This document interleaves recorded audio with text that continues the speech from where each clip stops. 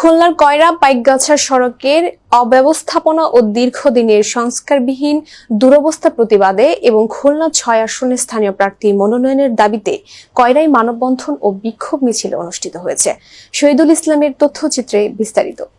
শনিবার সকাল 11টায় কয়রার আমাদি ইউনিয়নের মসজিদ কুরমোড়ে এই কর্মসূচির আয়োজন করে পাইকগাছা কয়রা নাগরিক ফোরাম।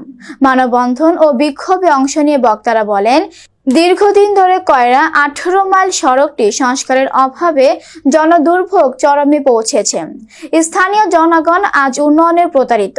একইভাবে খুলনা ৬ আসনে বারবার বহিরাগতদের মনোনয়ন দিয়ে স্থানীয় নেতৃত্বকে অবমূল্যায়ন করা হচ্ছে, যা এবার আর মেনে নেওয়া হবে না।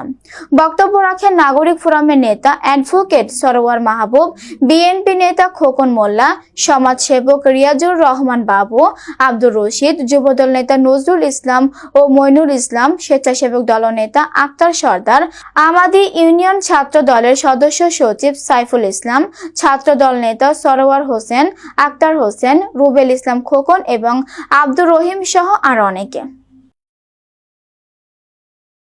বহিরাগত কোনো মানুষ দ্বিতীয়বার এখানে এসে তারা এইভাবে আবার লুটপাট করে চলে যায়, আমরা অবহেলিতই থেকে যাই। এই জিনিসটা আমরা চাচ্ছি না।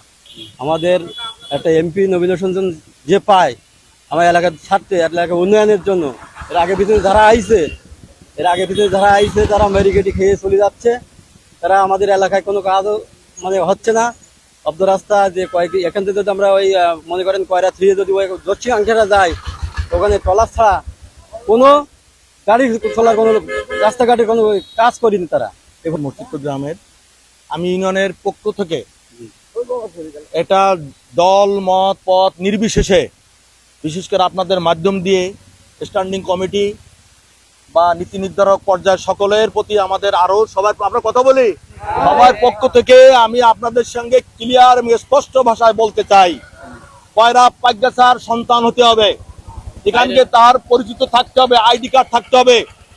মার চেয়ে যে বেশি পড়ে সে মায়ের আক্রোশী হয়। আমাদের মানুষ এখানে থাকতে হবে।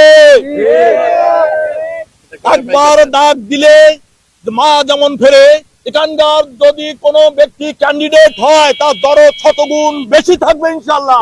আপনারা কি মনে করেন? ঠিক তাই পূর্বে আপনারা জানেন ভ্রাম্যমান ব্যাগডরি বার্ডসের মতো, ভ্রাম্যমান পাখির মতো, মৌসুমী মানুষের মতো এসে তারা ফল নিয়ে ধান নিয়ে চলে যায়।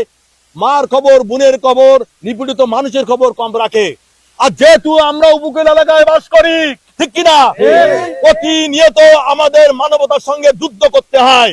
তাই কয়রা পাইকগাছার মানুষ যদি হয়, সর্বসাধারণের জন্য জেলে মুচি কৃষক কামার কুমার সবর সকলের মনের দাবি যে আমাদের মাধ্যমে ক্যান্ডিডেট হোক, প্রার্থী হোক।